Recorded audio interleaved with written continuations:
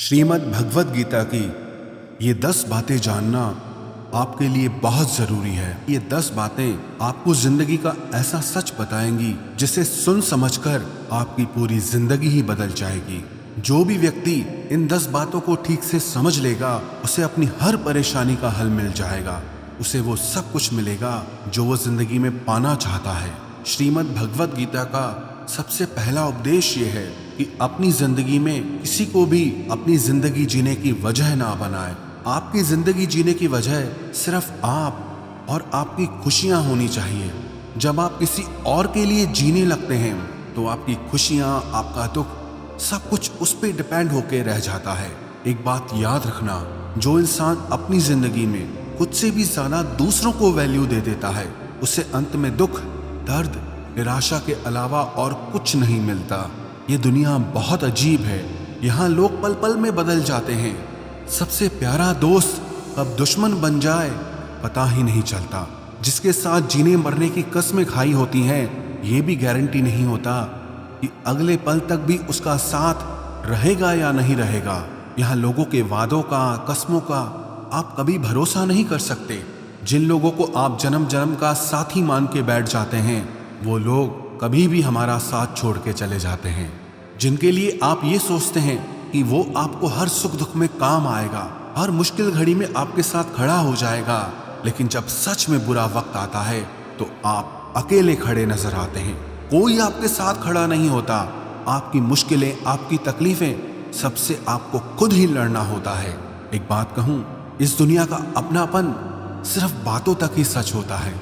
जब वास्तविकता से आपका सामना होगा तब आपको पता चलेगा कि यहाँ आपके सिवा और कोई भी आपका अपना नहीं है।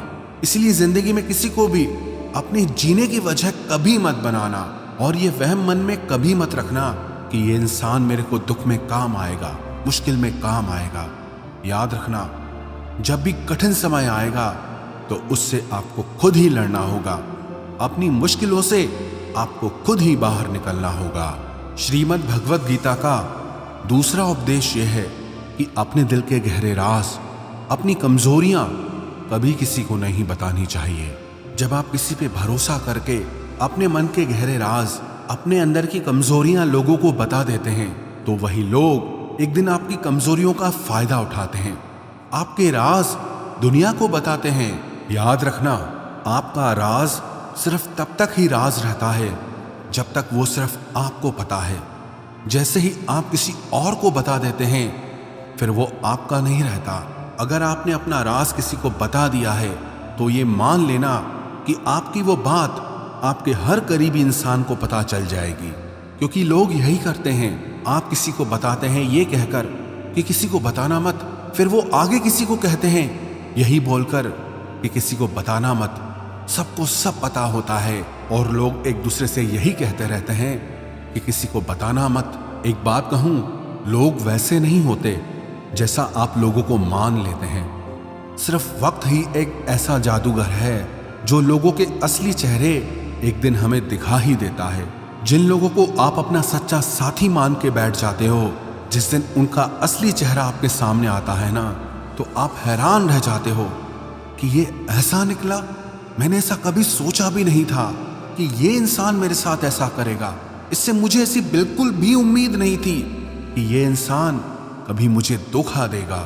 सच तो यह है कि वो इंसान ऐसा ही था, बस आपको आपके मोह में उस इंसान का असली चेहरा नहीं दिखाई देता।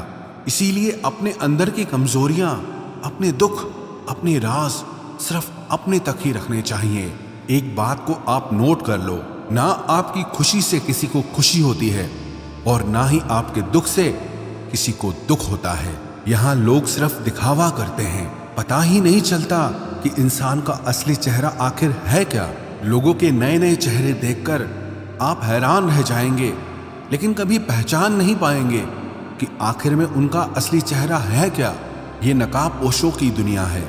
लोग नकाब बदल बदल कर जीते हैं और आप ऐसे लोगों पे भरोसा कर लेते हैं। अपनी कमजोरियां बता देते हैं, अपने राज बता देते हैं, अपना हर दर्द बता देते हैं। तो गीता का दूसरा उपदेश यह है कि अपने मन की कमजोरियां, अपने राज, अपना दर्द कभी किसी को नहीं बताना चाहिए। कई लोग कहते हैं कि दिल का दर्द बताने से कम होता है। अरे चले गए वो जमाने। आज तो आप अपना जरा सा दुख किसी को बताओ तो वो दुख और भी बढ़ जाता है। इसीलिए अगर जिंदगी में खुश रहना चाहते हो तो अपने दिल की बातें अपने दिल में ही रखनी चाहिए। गीता का तीसरा उपदेश ये है कि आपके रिश्तेदार आपके सुख को कभी भी सहन नहीं कर सकते। जब आप जिंदगी में कुछ ऐसा हासिल कर लेते हैं जो आपके रिश्तेदारों के पास नहीं होता, तो वो आपकी उस सफलता से कभी खुश नहीं होते। आप तो उनके साथ अपनी खुशी जाहिर कर देते हैं। बाहर से वो भी आपकी खुशी में आपको खुश दिखेंगे, पर अंदर से उन्हें आपकी खुशी, आपकी सफलता बिल्कुल भी अच्छी नहीं लगती। बस फिर वो इंतजार करते रहते हैं कि कब आपकी जिंदगी में थोड़ा मुश्किल वक्त आए, थोड़ा दुख आए, तो उनके मन को थोड़ा सुकून मिले। आज की दुनिया बदल गई है। लोग बहुत बेदर्द हो गए हैं। लोगों के अंदर भावनाएं ही नहीं रह गई हैं। लोगों की भावनाएं बदल गई हैं। पहले रिश्तों का मतलब होता था साथ जिएंगे और साथ मरेंगे, और आज रिश्तों का मतलब है कि आपको जिंदा ही मार देंगे। आप अपनी जिन भावनाओं की दुनिया में जी रहे हो उससे थोड़ा सा ऊपर उठो और लोगों को पहचानना सीखो। आजकल के ये रिश्ते नाते सब शब्दों के रह गए हैं। इसलिए अपने रिश्तेदारों को अपना सगा साथी समझना छोड़ दो। गीता का चौथा उपदेश यह है कि अपने मन की, अपने शरीर की और अपने धन की शक्ति को हमेशा बढ़ाते रहना चाहिए, क्योंकि जिंदगी में जब भी कोई मुश्किल वक्त आए तो आप उससे लड़ सको। जब पांडवों को वनवास मिला था तो उस समय अर्जुन ने तपस्या करके भगवान शिव से अपने लिए शस्त्र और शक्ति प्राप्त की थी, ताकि भविष्य में कभी युद्ध करना पड़े तो मेरे पास उस युद्ध को करने के लिए उतनी शक्ति होनी चाहिए। क्योंकि उसे पता था कि युद्ध में उसका सामना भीष्म पितामह, द्रोणाचार्य और कर्ण से होने वाला है, तो उसने अपने लिए अपनी शक्तियों को बढ़ाया। इसीलिए याद रखना, संकट के समय सिर्फ और सिर्फ आपकी हिम्मत, आपके शरीर, आपके धन और आपके मन की ताकत ही काम आएगी। जो लोग दूसरों के भरोसे पड़े रहते हैं वो हमेशा रोते रहते हैं, क्योंकि लोग तो कभी भी बदल जाते हैं। कभी कोई किसी का भरोसा नहीं निभा सकता। ऐसे लोग मुश्किल वक्त में, मुसीबत के समय अकेले रह जाते हैं। इसीलिए दूसरों से उम्मीद लगाना छोड़ दो। आप अपने शरीर की, अपने धन की और अपने मन की शक्ति को हर दिन बढ़ाते रहिए, ताकि जिंदगी में कैसा भी वक्त आए आप उसे आसानी से पार कर जाएं। गीता का पांचवा उपदेश ये है कि दुष्ट इंसान को कभी दूसरा मौका नहीं देना चाहिए, चाहे वो आपका कितना ही सगा क्यों ना हो, कितना ही करीबी क्यों ना हो। युधिष्ठिर ने दुर्योधन की गलतियों के लिए उसे बार बार माफ किया, उसे बार बार मौका दिया कि जैसा भी है तो मेरा भाई। लेकिन दुर्योधन ने उसे बार बार नुकसान पहुंचाया। पांडवों को धोखे से मारने की कोशिश की, धोखे से उसका सारा राज्य हड़प कर लिया, पांडवों को वनवास में भेज दिया। अगर युधिष्ठिर ने उस दुष्ट दुर्योधन पे इतनी दया नहीं दिखाई होती तो उनको इतने बुरे वक्त का सामना नहीं करना पड़ता। इसीलिए अगर किसी दुष्ट इंसान को, जो आपको एक बार चोट पहुंचा चुका है, और अगर आप उसे दूसरा मौका दे रहे हैं तो ये उसकी नहीं, आपकी गलती मानी जाएगी। उसका जो भी परिणाम निकलेगा उसका पूरा दोष सिर्फ आपका है, उसका नहीं।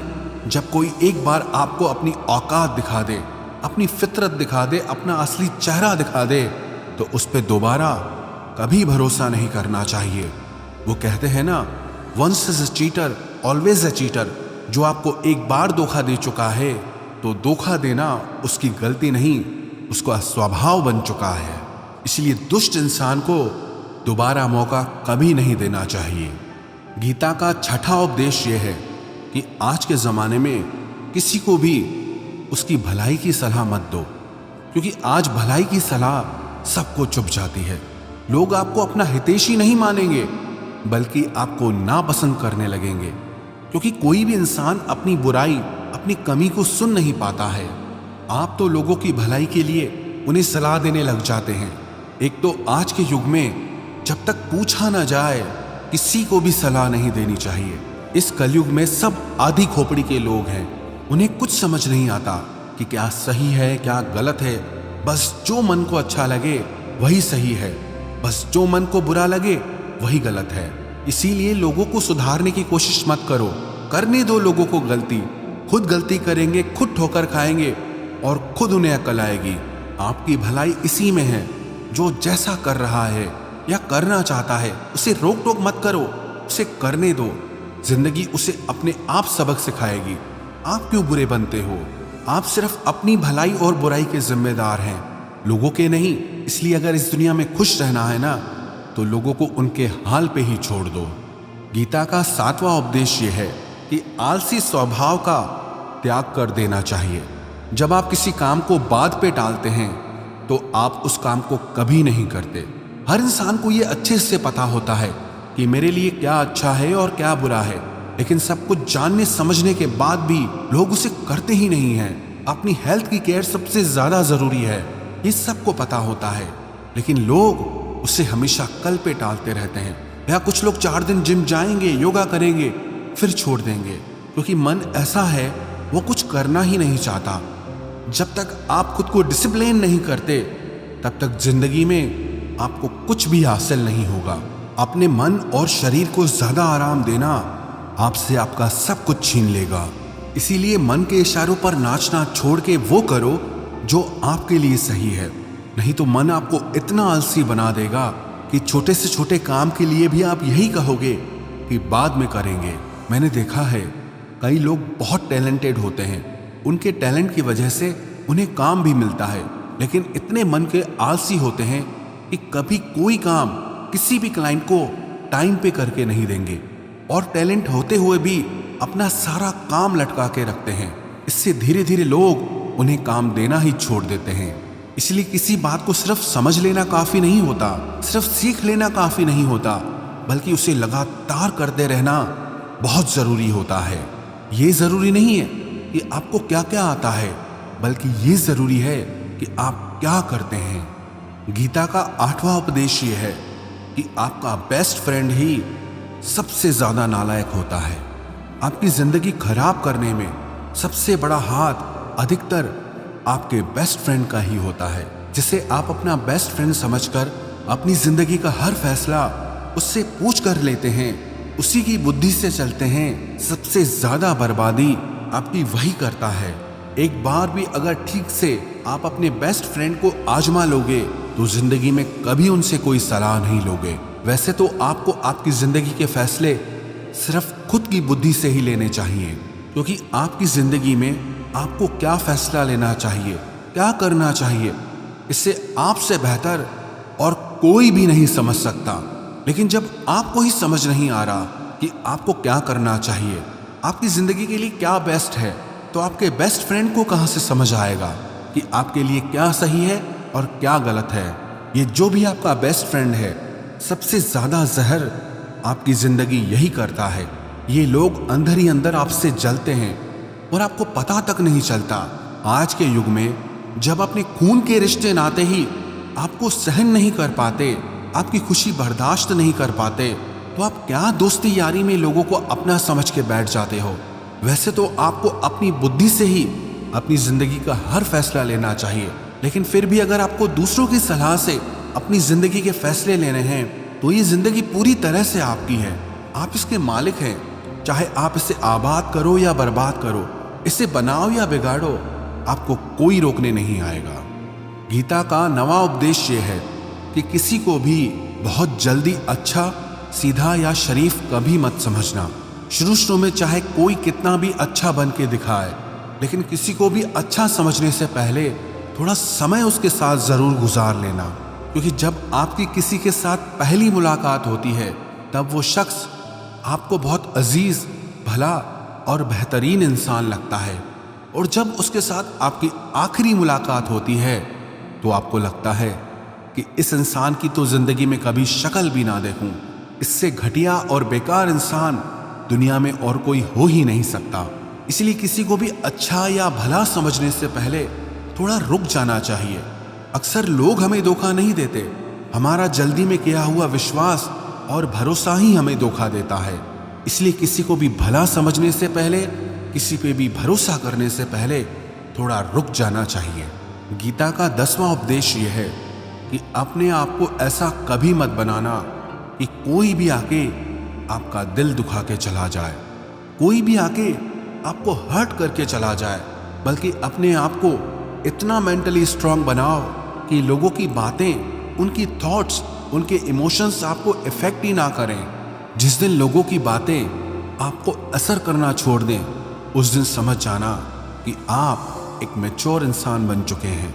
जिस इंसान को अपने बारे में सब कुछ अच्छे से पता होता है, उसे कोई फर्क नहीं पड़ता कि लोग उसे क्या समझते हैं या लोग उसके बारे में क्या कहते हैं। लोगों की बातों का असर सिर्फ उसी इंसान को होता है जिसने आज तक अपने को पहचाना ही नहीं, जिससे अपने बारे में कुछ पता ही नहीं है। इसीलिए खुद को ऐसा मत बनाओ कि कोई भी आके आपका दिल दुखा जाए, कोई भी आके आपके दिल के साथ खेल जाए, बल्कि अपने आप को इतना स्ट्रांग बना लो कि चाहे लोग आपके साथ कैसा भी व्यवहार करें, लेकिन आप अंदर से हमेशा आनंद में रहें।